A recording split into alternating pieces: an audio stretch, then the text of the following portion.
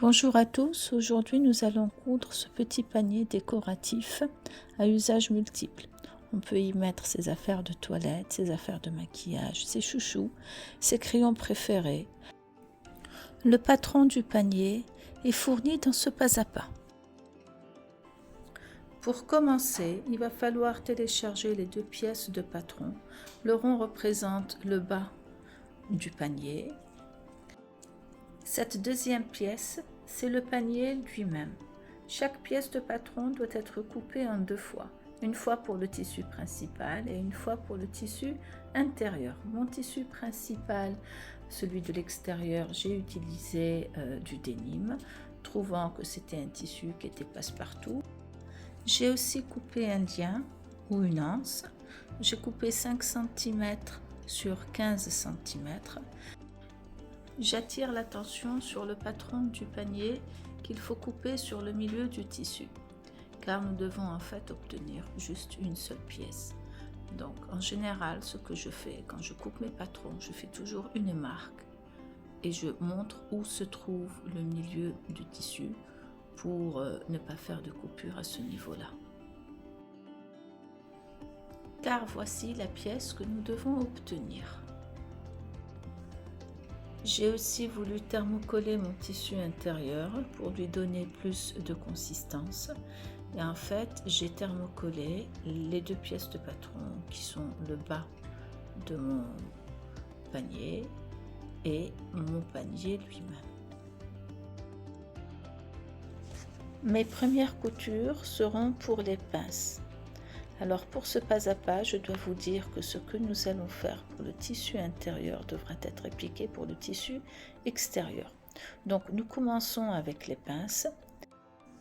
Pour commencer, on va aligner les bords du tissu bien ensemble. Notre valeur de couture sera de 1 cm.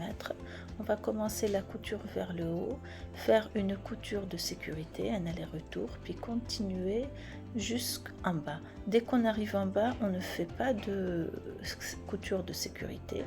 On va laisser du fil dépasser pour pouvoir réaliser un nœud. Et on fait ça en fait pour avoir une jolie finition plus tard sur l'endroit. On vient de finir de coudre la pince. Là, on va faire le nœud dans le côté du bas. On va couper les fils qui sont en excès. Et puis, on peut voir le résultat maintenant. Un travail net sur l'extérieur. Et nous allons faire la même chose avec toutes les autres pinces.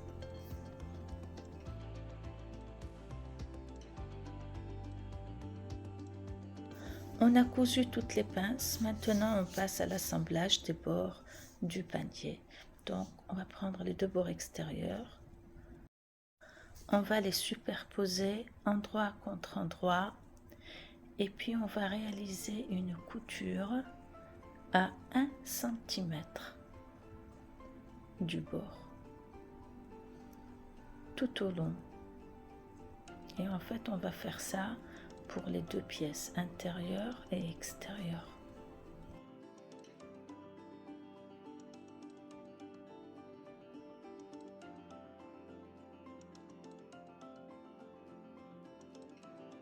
Je vais coudre maintenant l'anse de mon panier.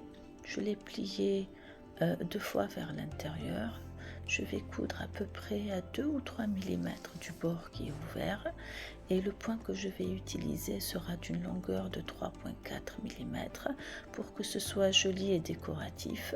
Je vais essayer de garder toujours mon repère pour que ma couture soit bien droite et puis je vais faire ma couture tout doucement.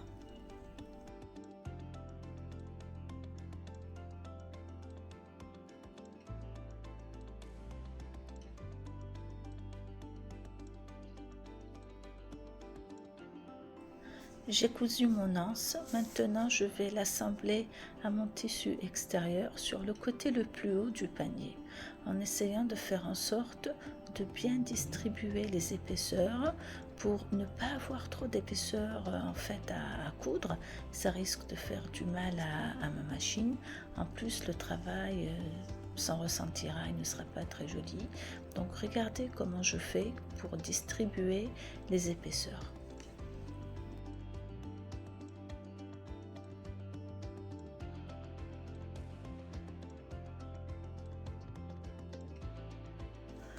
On va dire maintenant que nous sommes arrivés à la partie intéressante du projet. En fait, nous allons assembler le fond du panier avec le panier lui-même qui sera le cylindre. Alors pour coudre un rond, il y a des choses qu'il faut savoir. Alors pour commencer, il faut être patient. Puis au départ, on aura l'impression que le cylindre est beaucoup plus grand que le cercle ou que le fond de panier ou que le rond.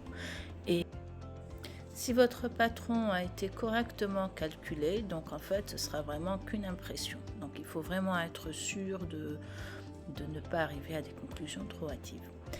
Ensuite, la première chose qu'il faut faire, il faut marquer les 4/4 du cylindre et les 4/4 de votre rond, comme je vous montre là dans la vidéo.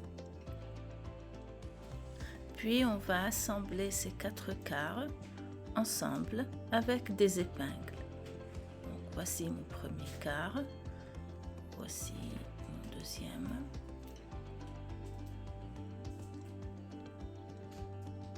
troisième, puis le quatrième. Quand j'aurai assemblé mes 4/4,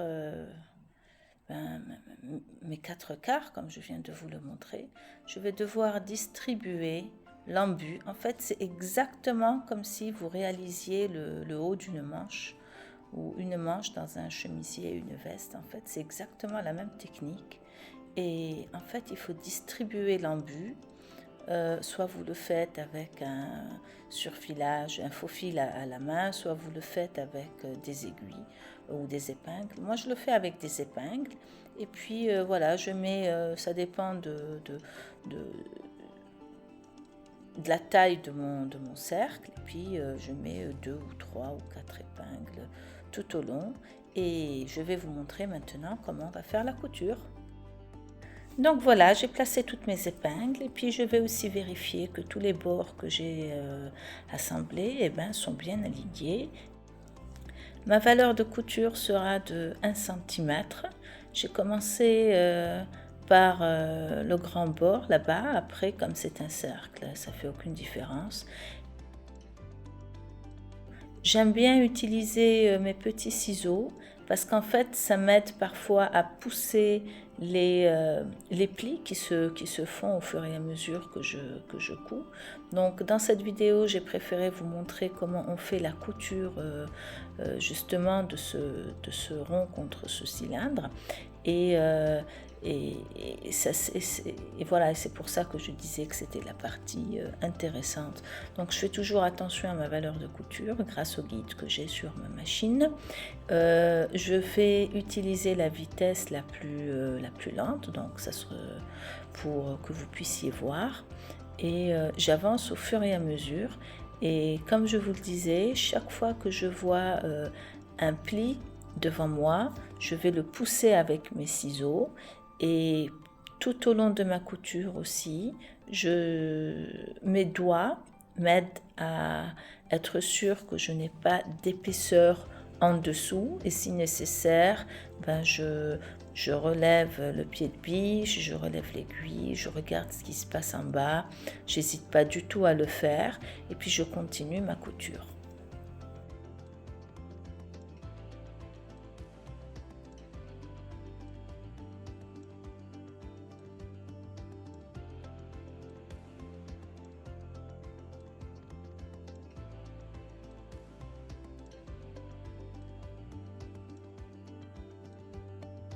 On a cousu notre rond, voilà, il n'y a aucun pli, le rond est bien fait, je suis assez contente du résultat.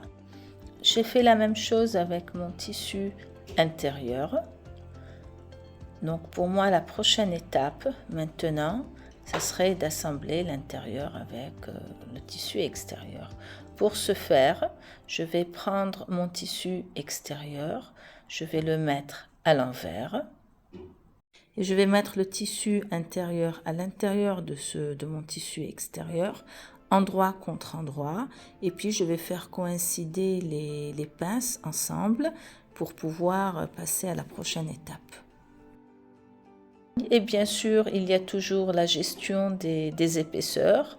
Donc là où j'élance, j'ai préféré mettre les valeurs de couture d'un côté, puisque j'élance du deuxième côté. Et puis je vais faire coïncider toutes les autres pinces ensemble. Je vais attacher avec des épingles et faire une couture tout autour et laisser une petite ouverture pour pouvoir retourner mon travail.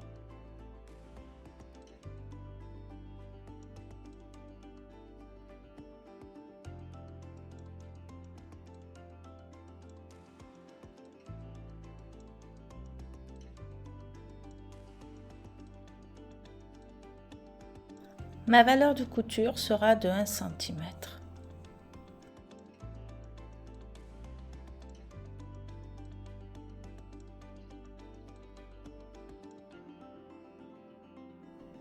Et voilà, nous avons fini notre première couture, nous avons laissé notre toute petite ouverture.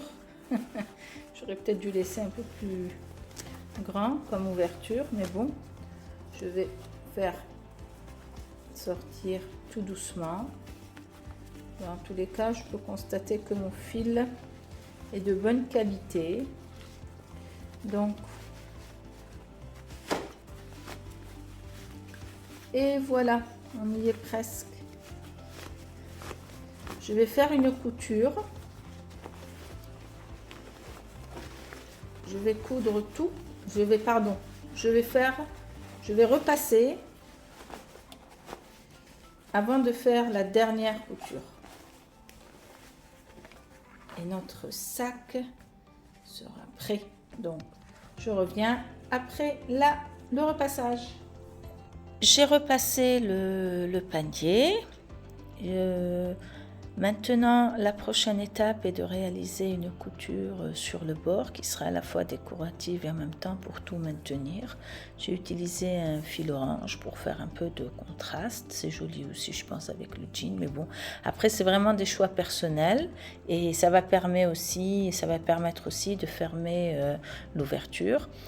La longueur de mon point, comme c'est une surpiqûre décorative, elle sera de 3,4 mm. Je vais ajouter juste une épingle au niveau de l'ouverture pour que les tissus ne bougent pas trop. Et donc point de sécurité, et puis on y va.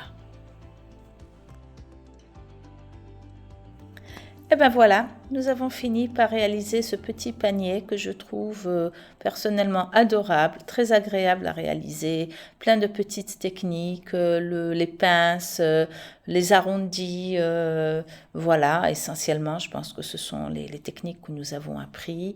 Ça peut faire un très très joli cadeau, c'est pratique dans plusieurs chambres dans la maison. Je vous souhaite une bonne couture. Si vous avez aimé la vidéo, faites-le moi savoir.